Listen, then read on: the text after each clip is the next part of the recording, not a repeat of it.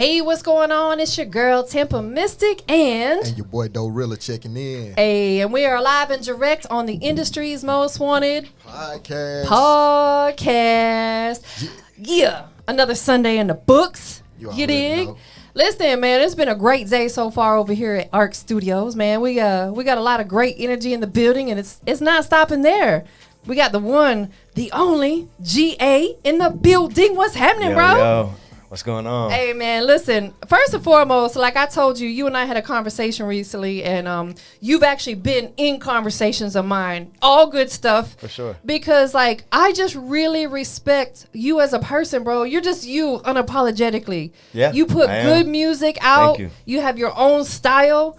I love that about you, bro. Thank you. Like, man, it's no disrespect to any other artists out there, but this guy over love here, you all. we love all y'all, but you're just really doing your thing, bro. Thank you like, so much. big ups to you, man. And speaking of being myself, I changed my name from GA to Gabriel Avrett. Gabriel Avrett. Yeah. Avrett? I want to make sure I'm saying Avrett. Avrett. I want to make sure I'm saying that right. Yeah. No, Avrett. That's it. Avrett. Okay. So, give us that official introduction. What's going on? What's going on, guys? My name is Gabriel Avrett. You know what I mean? I'm from Gwinnett, Georgia. I've been doing music for like 8-9 years now. Dope. So. Dope, man. Listen, we got a lot to talk about today because, you know, I know you've had a journey to get where you're at right now. Definitely. Like, it's never an easy path in this business or just in life, period, right? Yeah. Did you grow up in Gwinnett? Yeah, half and half. So I grew up till 6th grade in Gwinnett, and then I moved to Gainesville, Georgia, and then grew up the rest there. And now I'm kind of like all over the place. Got you. I've lived in Atlanta for a little bit, lived in Snellville, but I grew up in like Duluth side of Gwinnett. Yeah. So like off Pleasant Hill. That's where when I moved to Atlanta back in 2013, I lived in Duluth up until about a year and a half and then ago. it just got so packed. Yeah. Even just from the time that I've been there, I've seen like It's grown so much. Sugarloaf, they've had to expand it, widen it out on Crazy. certain parts. Yeah, it has. So I know you've seen a lot of change. I watched the whole change. It was kind of like, I don't know if you ever been to Gainesville, Georgia, but Gwinnett was like how Gainesville is now when I got to Gwinnett. Got you. And then, well, really, when I was growing up in Gwinnett. Right. And then now Gainesville is growing on those terms. I can just see it all moving up 85 north. It's expanding. Because everybody wants to live here now. Yeah, for sure. You know, because the whole Atlanta and surrounding areas, not just for music, but for business, it's thriving. Yeah. You know, like sure. you can come to the Atlanta area and build a business and be very successful. Probably something people can't do in a lot of their cities where they come from. There's a lot of people, and it's a lot of different types of people, too. Right. And it's not just like one. I mean, you leave Atlanta and you leave Gwinnett, you're kind of like into like, you know, the South, how the South you'd imagine it to be. But when you get in like Gwinnett and Atlanta, it's just so diverse. It is. It very much is. I love this area, you know, and when I moved here, I was back then, I had a job. I quit that thing. Thank you, Jesus. But it was in Lawrenceville, and that's what made me decide to move up this direction. But even after I left my job 6 months after I moved here, I was like, I'm going to stay in this area because I just like it. It's nice up here. Yeah, well, up there, I should say. Over there. We're over there. We're in Conyers now. You know, so talk to us about, you know, pre-music. What were some of the things, you know, when you was a youngin' that you was into? When I was young, I was into music. So like when I was like a little kid, but I was like strictly a consumer. You know what I mean? Got like, you. Yeah. My mom bought me like a little just a little drum you could beat on. Yeah. Like a little African drum. Right. And I used to play like, because my parents played those like by the fire and shit. With their Yeah. friends.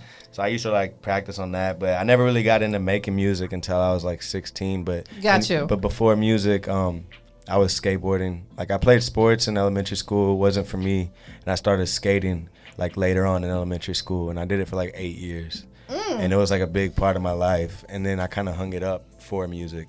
Have you gotten back into it? Yeah, I still slightly skate. Yeah. But I'm not like how I used to be. Like I'm not like a diehard, like I'm going to go pro. Like I've always been fascinated by that though. I'm like, how do they do all them tricks on a board and not kill themselves? I'm fascinated too because it's like when I'm relearning, it's like, dude, I don't see how people are out here like 35, 40 years old. Right, bro. Like, me neither. Insane. I'll tell you what, because everything hurts when I get up in the morning. I'm like, I ain't trying to do nothing. I'm right there with you. I'm only 25 and I feel the same way. Yeah, I remember I used to kill Tony Hawk on the PlayStation. Like I used to mess him up, but I couldn't physically go through it myself. Right. That was one of my favorite games. Yeah, man. Big facts. So, let's talk musically, man. Like, we all have, like you said, you're a consumer first. And I think we all are. Who were some of the artists that inspired you, though, that, not necessarily made you want to do music, but who were you listening to? When I was a little kid, I was listening to Eminem. It's like scary. One of the and greatest, it's like though. so cliche because I'm a white boy, but Eminem was like definitely like huge inspiration just to like as a man. You know what I mean? Of course. Like I grew up listening to him. Because he had a hell of a story, y'all. For You know what I'm sure. saying? Of course, I'm sure most of y'all seen 8 Mile, but it's not far from the truth of what he went through. No, it was like a small story within a big one. Period. You know what I mean? But Outkast was like another huge inspiration. Talib Kweli. Yeah. I grew up like on like my parents liked the conscious stuff, but I like the old Outkast because it was like it was still conscious, but at the same time it still had like the street sound to it. The Eminem, like I could just, because Eminem is like up north, so it was kind of different for me to listen to Eminem. Right, absolutely. And being from here, same with Outkast. Talib's up north. Right. Like, nobody really knows who Talib is when you're growing up in Atlanta. Right. Yeah. But that's good that you was in tune with artists, from other areas as well, because I think that helps you be more diverse. No, I loved up north, like artists. Like when I got older, like I was big on Future, but at the same time, like I loved like Lil Durk and shit whenever I was getting into making music. Yeah. So those were huge inspirations for me too. Shout out to Lil Durk, because one thing I could say about him is not only, has he been doing this for a while, but what I've noticed is as of lately, he's been really collabing with a lot of other artists. And I think for someone who's been doing this for a long time, it's important for you to do that because he's collabing with other artists that are kind of sort of still on the rise. For sure. But that's what's helping keep him relevant. You know what I'm saying? Yeah. So I definitely respect that about him. How did music become a personal passion for you? What made you decide, like, did you wake up one day and just say, hey, I'm going to start doing music? How did it happen for you? It was one of those things, like I wrote like in middle school before I even took music serious. I used to like listen to, it was like me and my friends, like we would make like rock music, but we would really just do the lyric side of it. So we just write it. And then when I was in high school, I started like writing raps and stuff. And they were really just for me. But then I'd go show like my girlfriend or something. Of course. Yeah. And then you got the girls' approval. You good. Yeah, or like my homeboys, like my roommates at the time. I was like 16. I moved out kind of early by choice. And or I was like 17 and I was like showing somebody. And then they were like, I know this guy named Clip Monstar, and you should go perform in one of his shows. Shout out to Clip Monstar. Yeah. And I ended up like reaching out to Clip through Facebook. And he was like, bet, send me $20 and you're on the show. And I was like, oh, damn. He's such a cool dude, bro. And he's great. Like we'll have a whole segment on Clip. I can go in on Clip. Clip is like awesome. He is. You know what's so funny? Because I didn't know until maybe 2 years ago that he's a semi-pro basketball player. Yeah, no, he's hard. I was I was getting booked to I was helping book halftime shows for Georgia Spartan, which he played for. You performed there. Yeah. And I was there one day, and he come out on the court. I was like, bro, you play basketball? Like, I knew he was tall. Yeah. I didn't know he played semi-pro, though. I was like, what do you not do? Yeah. I think it was like he said he got injured or something that kind of slowed him down. But I feel like bro's super talented. He is. He doesn't get out there and like, just because he's tall, he's not like decent. Like, he's super good. He is. Yeah, and he's just a nice person. So that's super good that, out the gate, you connected with somebody like that who's, that was like the key. Like, that's what had me going. Cause like when I performed at his show, like I wasn't that great at all. And he would allow me to just keep coming out to every event he had going on. Then eventually I came to like, I was riding with him to these events. That's dope. And then it was like I was getting better, and he was like, wait, I want you to be my artist. Like, I see potential in you. And at the time, like, nobody else wanted me to be their artist. You know what I mean? And it really just, like, helped me grow. And then, like, I met you through Clip. Yep. I met a lot of people through Clip.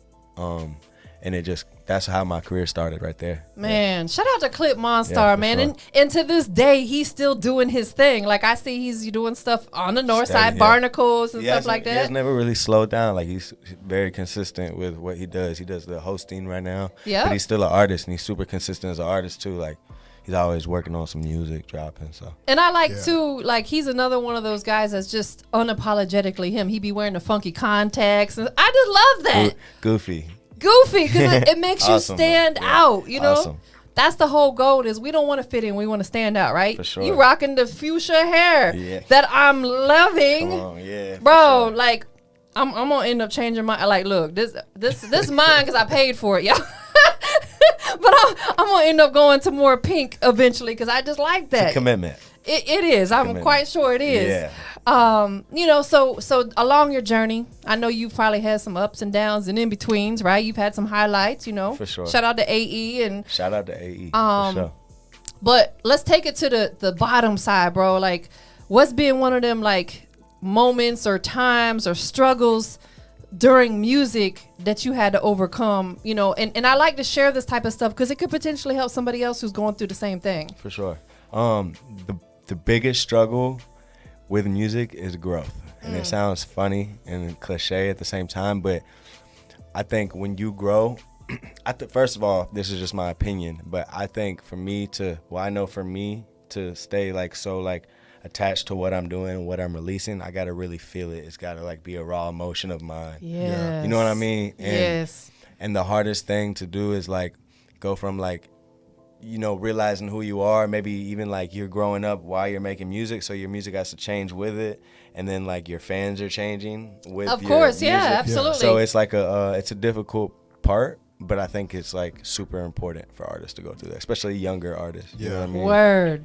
I'm gonna have Doe chime in right there because Doerilla's all he does music, but he also produces, engineers, does radio. He does a lot of stuff, but I'm sure you can relate to that as well, bro. Yeah, because that was one of the hardest things. Like I would say is trying to, I guess, developing yourself. Yeah. And you know what I'm saying, staying true to what you trying to do. Yeah, staying true. It's like you get so caught up in these people want to hear this. Yeah. You know, and that ain't what you want. But that's only going to make you so happy for so long. Yeah. You know what I mean? Exactly. And then you're like depending on other people for your happiness. And then it's like, what am I doing this for? And like, approval. Yeah. Yes. I went through that for a while. Like, I had people in the streets that wanted me to do street music. Exactly. But I like doing music for women. You know? For sure. Stuff like that. But it's like when you drop that, they looking at you like, I ain't really fooling with that. You know what I'm saying? So, but then it's like it means so much to you. Yeah. You're like, whoa, this means more than like any other song. This one's about whoever. Like, you know what I mean? I definitely understand that. And that's a part of it. It was like the street stuff. And then, you know, growing, like, I'm not really out in the streets anymore. Like, why would I sit here? Why are you going to keep talking about it? Like, I can talk about it in a song because I'm, like, talking about shit that I went through. Right. But it's like every song, like, that's not all I am. Like, no, you know? Because it's bigger than that. Yeah. You want to be marketable to the whole world. And in order to be marketable to the whole world, you got to do different types of music. And I think being vulnerable for me and everybody's vulnerable, whether they're alone or around people, and everybody has those raw emotions, whether it's peace, love, happiness, or sadness. Everybody has those feelings. Yeah. So if you go into those vulnerable feelings, everybody's going to relate to them. Exactly. You know what I mean? Let's talk about that a little bit because I think that that's when you get in your most creative spaces, when you are in a certain emotion, right? For sure. So if you're having a rough day for whatever reason, you're going to get in the studio and talk about it. For sure. You're going to vent it through your music. Yeah, for sure.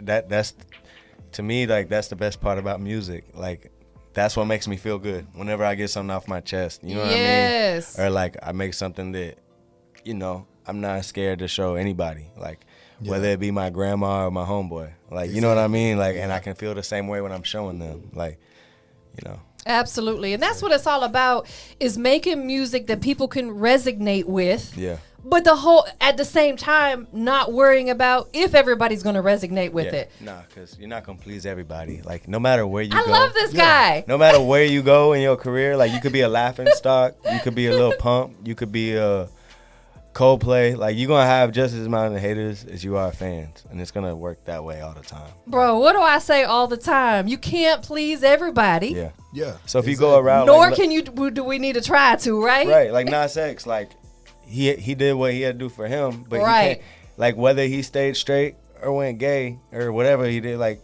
came out of the closet, like, nobody, like, he was gonna have haters regardless. Period. Like, you know what I mean? And honestly, in my opinion, I respect someone more and they're being themselves. Just be yourself, bro. Like, okay, some people are going to turn against you. That's fine. Like we said, we can't please everybody, nor should we try to. Yeah, facts. Be yourself unapologetically, because that's when you're going to attract your real fan base. Yeah. Facts. And that's who you want around you, is that good energy. For sure. You know? Exactly. Let's take it to the opposite side, though. Like, what's been I know you've probably seen a lot of highlight moments, you know, in your music career, but give us a moment that you would love to go back and relive if you could. It was just such a dope time for you. What was that for you?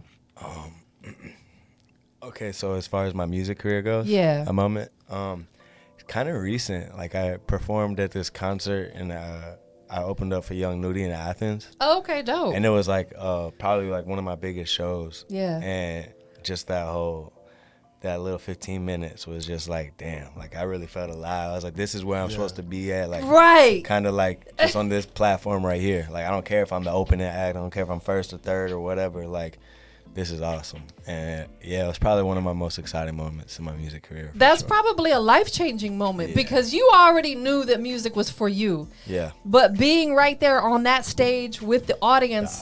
Like, I was like, this is who I need to be. Exactly. You knew for sure, without a shadow of a doubt, this is what I'm called to do. Yeah. This is my gift. This is my passion. This is what God called me to do. Right. Super right inspirational. Here. Like, it's just like I love being inspired. Like, and I left there so inspired. Like, so makes you leave, then you just like want to get up the next day and go so hard, right? You know, when you watch one of those movies that like make you feel better. Yeah. Like at the end, you're like, I'm about to start living like this. Like, y'all gonna clown me, but I'm gonna tell y'all this story. So I'm an OG, y'all. You know what I'm saying? And when I was little, the Rocky movies were really big. Yeah, for sure. And I was such a Sylvester Stallone fan. You know what I'm saying? Yeah. I remember my mom took me to see a Rocky movie, and when I came home, I went outside and I started running laps around the house. I was like, dun, dun, dun, dun, dun, dun. That's how I felt about 8 Mile. Yeah. That's how I felt about 8 Mile. I was like, but yeah, it just inspires you and puts this fuel inside you. You were in Like Mike? With the movie? Yeah. It was Bow Wow, Bow Wow, right? yeah, Bow Wow, yep. Like Mike did that to me, yeah, too. It's like there's certain things that inspire you. So with that being said, you know, you had a great show there. Who would be somebody else that you would love to either get a song with or share the stage with? You know, someone legendary. Who would that be for you? I think I hate to keep talking about Eminem, but like I think like if I did a song with Eminem, it'd just be crazy. Yeah. I'm not even sure if it'd make much sense, like marketing wise, but it's just like just to share that experience. Yeah, it means so much to me. Well, you gotta tap in on like M is a legend. He's legendary. Like, he's so talented. He drove me from the beginning of times, like of my time. So like I was just like, man. Yeah, that'd be insane. Yes. I remember buying his first CD, and it was weird to me, but I listened to the whole CD. Right. You know what I'm saying? Because it's different. Yeah. And it was like watching him grow as an artist, and it's like lyrically the stuff this man could do. You be like, inhuman. Like how do you come up with this stuff? How do you think of that many words in that short of time? Right. And be able to spit them as fast as you do. You know what I'm saying? Like he is a genius, man. Big shout out to, is it Marshall Mathers? Is that his government? Mathers. Shout out to Marshall. Do you freestyle at all? No, it's not my forte. I got you. Understood. It wouldn't be mine either. Yeah. I recently started bro. Beatboxing. Okay. Yeah. Come on, you gotta do something. We ain't gonna do it. We ain't gonna give it to him today. We gonna wait till it drop. All right. I could beatbox better than I could freestyle. Let me hear a little bit. Not today. Okay. I just be clowning around, but you know what? Especially if I can't cuss. Like. Yeah. Right. That's an easy way to slip up. It's so funny because we had some artists from Gwinnett, and they was here recently, and I messed around and had them freestyle. When I say I had to hit that bleep button like 800, because it's hard to freestyle without cursing. You know what I'm saying? Like, yeah, facts. So, talk to us about, shout out to Boom Man, man. How did the AE situation come about? Because Boom Man's obviously somebody who's been doing this for a long time. Sure. I've known Boom Man for years and years, even before I moved to Atlanta. And, I've seen him go from being an artist to being a super business professional, putting other artists in a position. How did you guys link up? I met Boom Man through Fetty G, you know Fetty G? Shout out to my dog Fetty G. Fetty G. Him and TJ used to do a lot of stuff together. Yeah. So I fuck with TJ. I mess with TJ too. But I met Fetty G through the open mic scene. Yep. And Fetty G reached out to me and he was like, man, I got somebody. He didn't tell me who, but he was like, I got somebody I really think that could help you and clip with what you're doing. And I was like, bet. And I didn't hear from him for like 3 months. And he calls me back 3 months later, like, yo, you ready? Like, I was like, wait. He's like, here's the address. We're gonna go meet up with this dude. I'm telling you. I was like, okay, cool. We get there, boom, boom. I played my song for Boom. And Boom Man still booming, right? I played my song for Boom Man, and he was like, yeah, I want to sign you. And obviously, like, we did it the right way where we went through like we had like a 2-year agreement. And, you know, I'm not going to go in on the contract, but we had a 2-year agreement and it ended, like I'd say like a year and a half ago. Right. But that's still like family, and I of still course. fuck with it. And it was a huge stepping stone for my career. Absolutely. And I still support them. They still support me. Yeah. And yeah.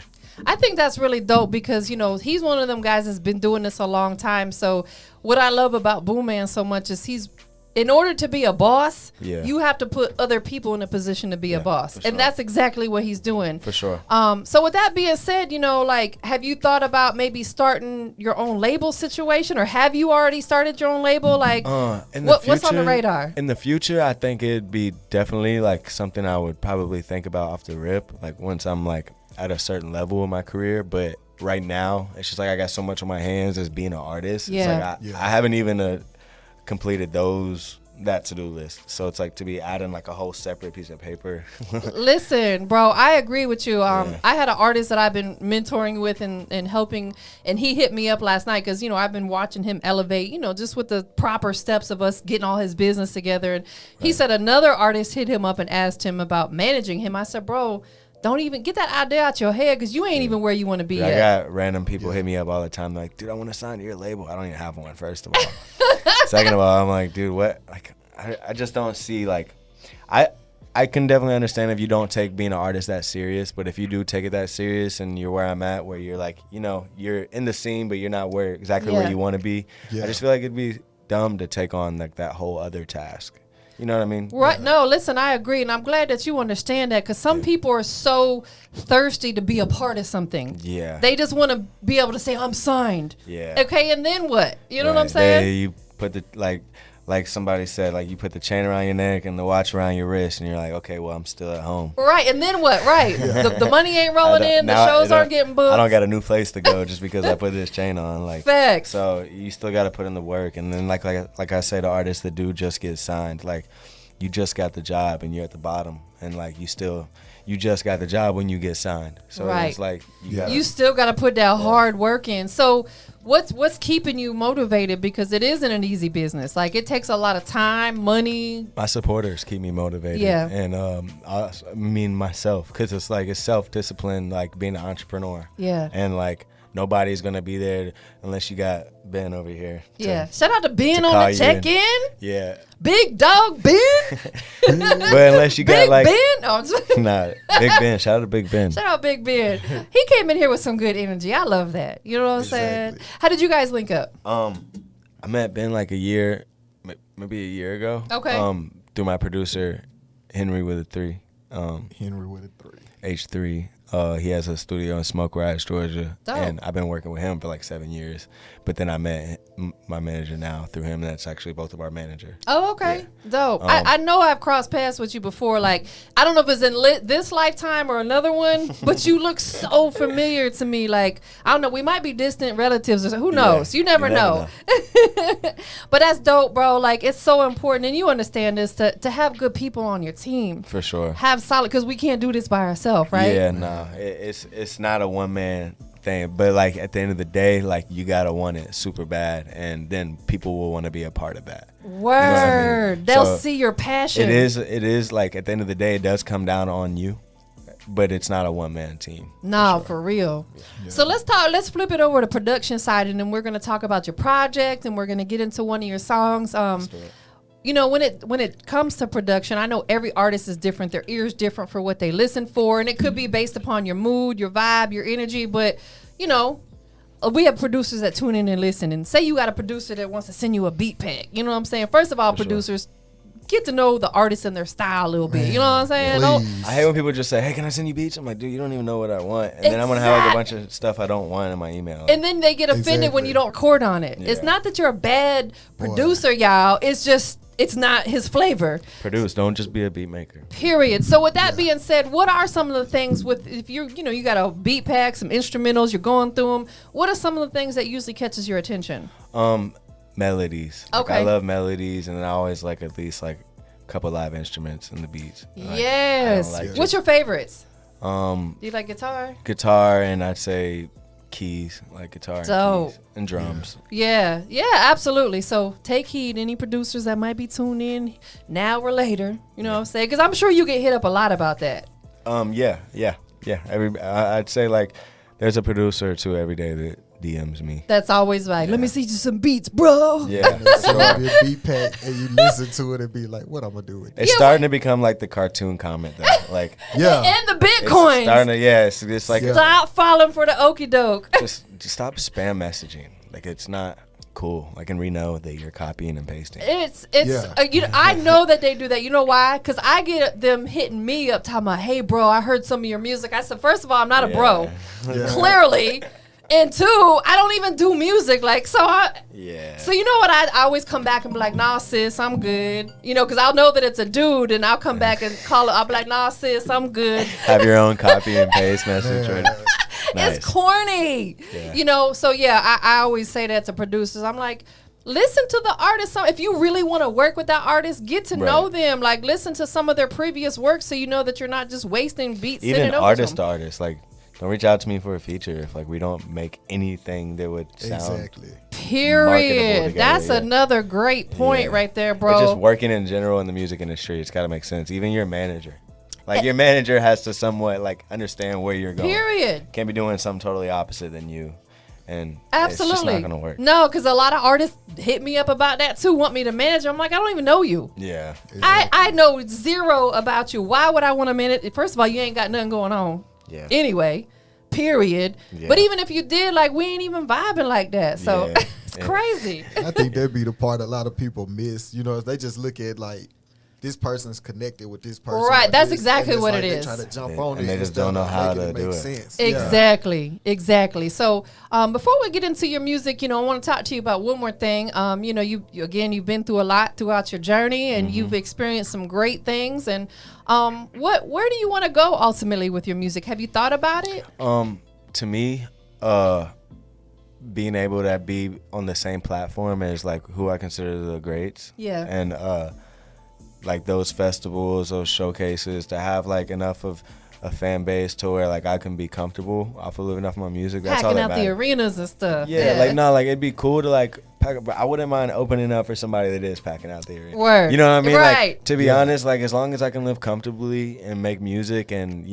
and continue to grow my fan base, like I'm not worried about going number one. I love that. Yeah. And see, that's what I was saying I love about you, because you're so humble and you're just unapologetically you. Right. And because of that, you're going to be blessed in abundance. For sure. Whether you want that or not, because it's people like you that God's going to bless. For sure. It's the people, listen to me, I'm preaching to y'all. It's the people who are like so caught up on money. Shout out to OG Bigger Rankin. OG Bigger Rankin's my OG and my mentor in this business. He has been for 11 years. And I share this with everybody. He always said, he told me 11 years ago, if you get in this music business for the money, you're going to be disappointed because the money's not always there. Yeah. But if you do it for the love of it, the money's going to come. Yeah, no, I think that's just art in general. Period. Like, you're not going to just like, and that's a sacrifice. Like, if you're going to do this full time and you're going to go through times, it's like, business isn't going to go great 24/7. Yeah, the money's not always going to be coming in like that. So it's highly suggested people do multiple things. You know what I mean? Period. But at the same time, it's also highly suggested you don't do multiple things and you just focus on the music. Exactly. And that's kind of where I'm at right now. It's like I've kind of just dedicated everything to music, and that's all I do. Right Focusing now. on your craft and doing what you love. Let's talk about the project, man, because, I respect and I understand. I'm not an artist, but I work with enough of them, and I sit in on recording sessions, and sure. I understand it's a lot from, number one, the beat selection. Obviously, you got to get the business together there. You got to either make sure you're leasing or owning these beats.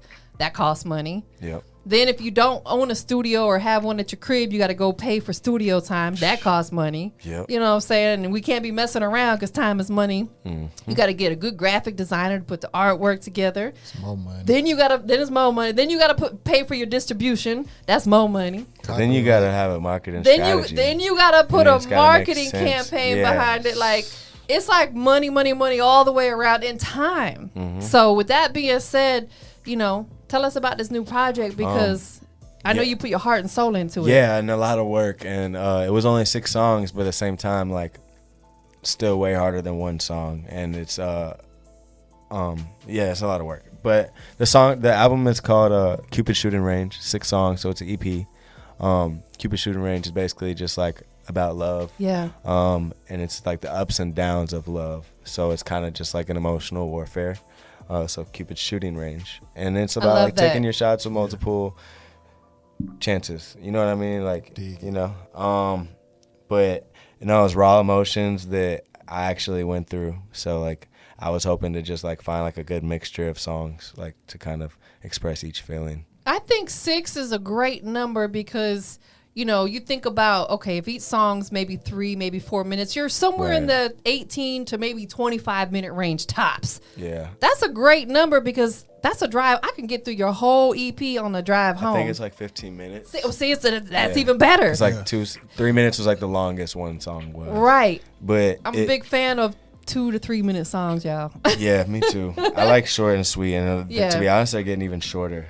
And I think it's cool. Less is more. I think it's cool. I think it's really Yeah. dope. Like, I honestly think that there's only a few people out here who can really pull off having a 6-minute song. Yeah, and I think if a song sounds like that, like, I think it's whatever. Like, I don't think go into the song knowing how long it's going to be. Right. Yeah, you can't predict that. Yeah, you'll know when it's time to. Absolutely. So how did you narrow it down to these 6 particular songs? Did you specifically make those 6 songs, or did you pick some from the bowl? Right. How did it come together? They were mostly from the bowl, but they were like within the same time period. There's only like 1 or 2 that are a little bit older than the rest. Yeah. Actually, I think there's only 1 that's like older than the rest, and that was. But it's new to the world. Right. It was just in my, like, I really just grabbed all the songs that I had at that time period that sounded similar, and then threw that one in there because it still fit the script. Absolutely. But I came up with the title, and then I had like one song in mind, and then I made the title, and then I just dragged other songs to it.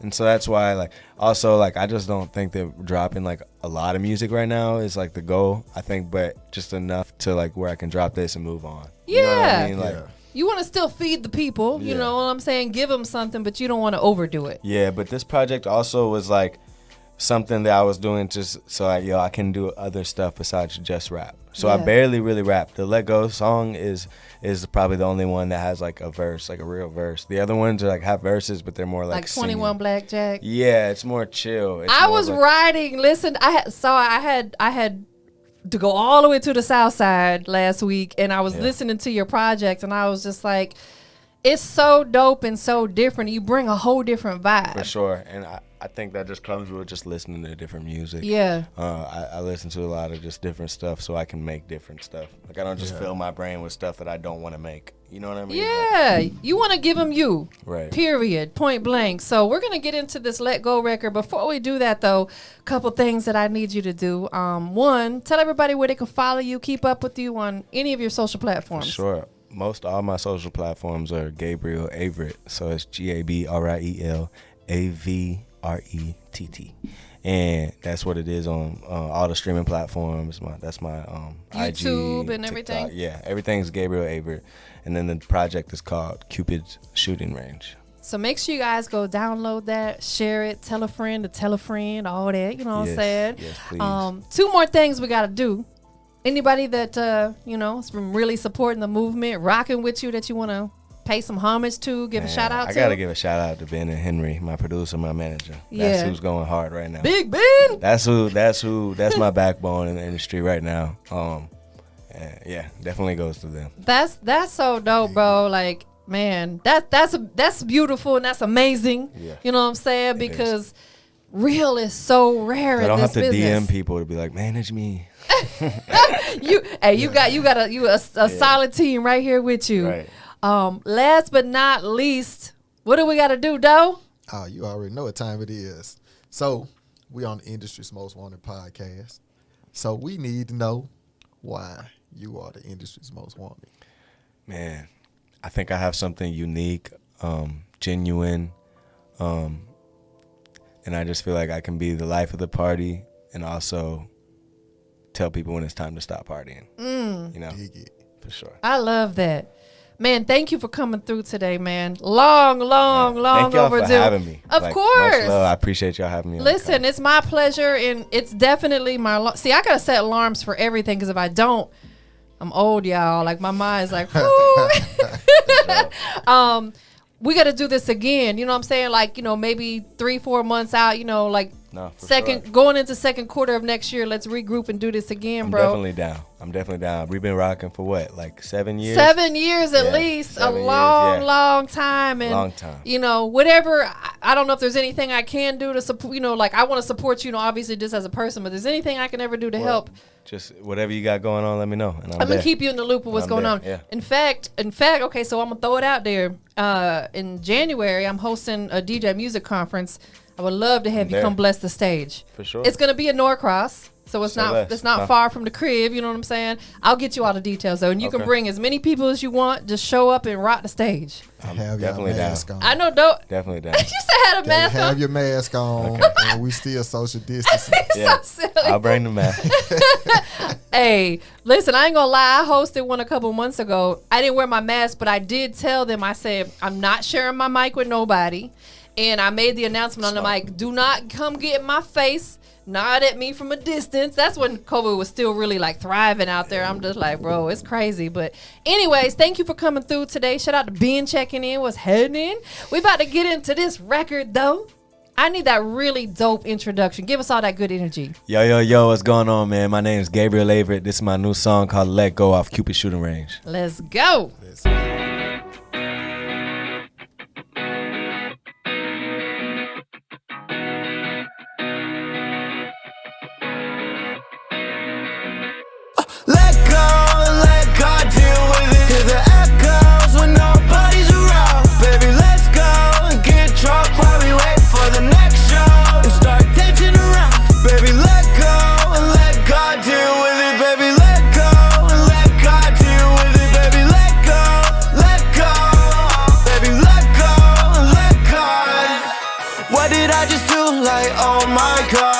To keep my cool, but I get so high. It gets hard to even think when your life's this hard. Thought I kept it in the safe, but you stole my heart. I've been busy dancing, trying to work my moves. Call me Richie Manson in the dark, I'm cool. If everything was green, I would die, I'm blue. Take a look up in the mirror, who is that? I'm you. Trying to stay on track, I live a fast life. Stash all of my problems in the archive, it's a lot. Honestly, I never was a smart guy.